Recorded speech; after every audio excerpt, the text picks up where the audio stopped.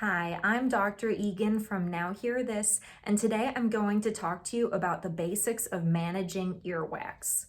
Everyone builds earwax in their ears. This is entirely common and normal. And the amount of earwax, as well as the texture and color, can change as we continue to live.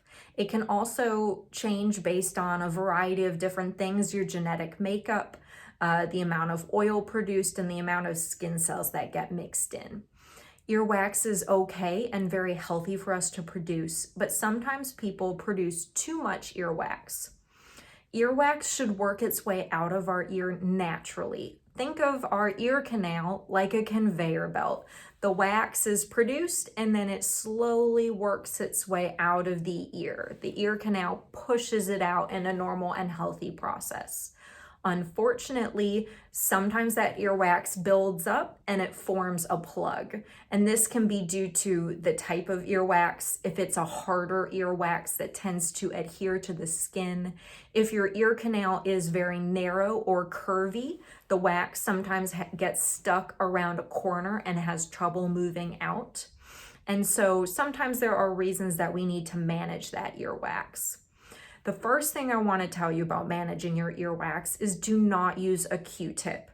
We aren't able to see in our ear canal, and so when we're using a Q-tip, we are guessing and hoping that we're going to remove the wax, but the majority of the time, we're actually pushing the wax farther into the ear canal itself.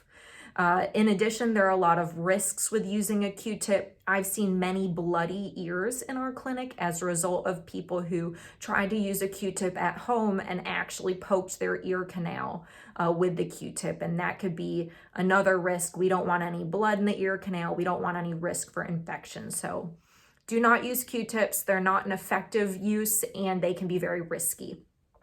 What I do recommend for people who are told they build an excessive amount of earwax is for them to use wax softening drops. All you gotta do is put 5 or 10 drops in your ear, lay on your side for about 10 minutes so it can really soak in.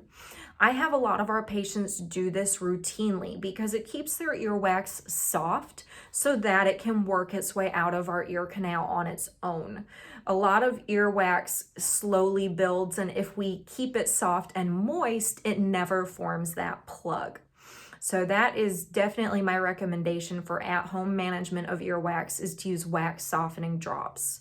For those folks who really like to use a Q-tip and are used to putting something in their ear, I recommend taking a tissue and twisting it up. Because if I use this to rub around in the ear canal, there's no way it can puncture or harm anything. So those are the two at-home strategies I recommend. For folks who still continue to build up wax and those things aren't enough, I definitely recommend professional removal of the earwax. I do not recommend buying those at-home video otoscopes and at-home video wax removal kits because they can be risky or hazardous if you're sticking a metal tool in your ear and you can't see what's going on or you're not trained in wax management. It's similar to the same risks of using a Q-tip. And many healthcare providers are capable of removing wax. A lot of folks go to their primary care, an ENT, and depending on the state and the license of the audiologist, they can remove wax too. So that's the big takeaway. Avoid those Q-tips, use wax softening drops, and for the vast majority of people, your earwax will be well managed. If you continue to run into issues, contact a professional who can help you further and avoid any risky, dangerous activities that could harm your ear canal or eardrum. I hope you learned something today. Feel free to like and subscribe to our videos, and of course, have a wonderful rest of your day.